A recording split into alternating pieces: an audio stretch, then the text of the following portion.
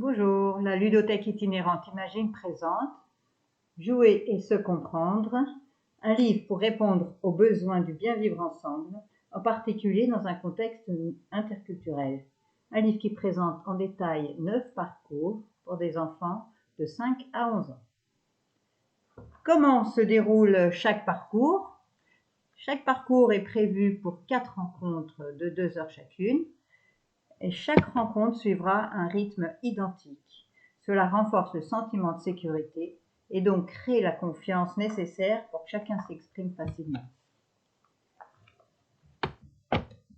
Cet espace-temps est organisé avec un accueil des participants où on répète les règles, une entrée dans la salle où va se dérouler le parcours un par un, les yeux fermés, et chacun sera installé dans le cercle.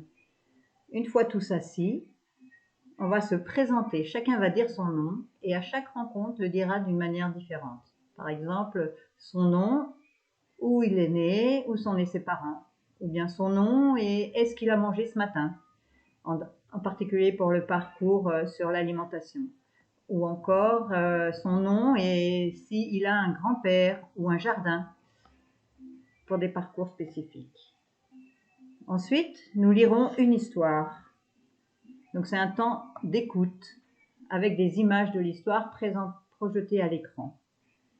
Puis il y aura la verbalisation de l'histoire, donc on discute sur ce qu'on vient d'entendre, ou on peut la dramatiser pour les enfants de maternelle en particulier. Il y a ensuite un jeu en binôme, un face-à-face ou un jeu tous ensemble. Puis on se rassoit en cercle et on discute sur le jeu, ce qu'on a aimé faire, ce qu'on n'a pas aimé, ce qu'on préfère et pourquoi on l'a fait. Il y a ensuite une activité créative ou un autre jeu coopératif tous ensemble, un temps individuel pour écrire son autobiographie sur le thème choisi, ou un dessin. En général, on demande le dessin du personnage de l'histoire et soi-même. Donc on rentre dans l'histoire vraiment en fait. Le dernier jeu s'appelle le jeu Tisson et on le fera à chaque fois et on se quittera avec un salut bien particulier et on sort de la salle suite à un signe.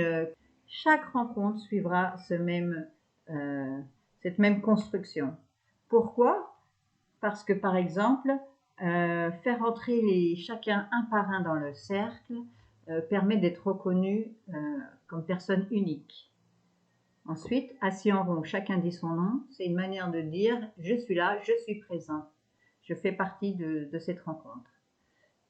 Et c'est toujours important de pouvoir redire son nom. C'est notre identité qui nous a été donnée à la naissance. On écoute l'histoire, donc on rentre dans une thématique qui peut être un voyage, qui peut être le bien commun, qui peut être une découverte d'un pays. Après, on va parler de l'histoire, donc chacun son tour parle. Et ensuite, on va faire un jeu. Ça peut être le jeu de la marionnette, par exemple, en 2 par 2. Donc, un tient les fils de la marionnette et l'autre bouge son bras en fonction de comment l'autre bouge les fils invisibles. Voilà.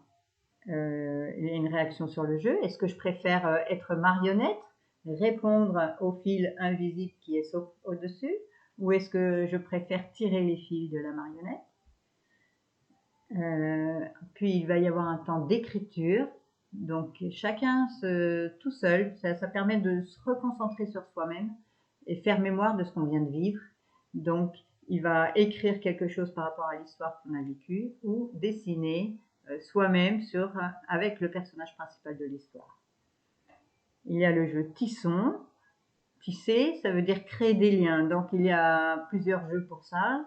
Un des jeux peut être de se lancer une balle invisible, là j'ai ma balle, et je vous la lance. Et ensuite, vous la lancez à quelqu'un d'autre.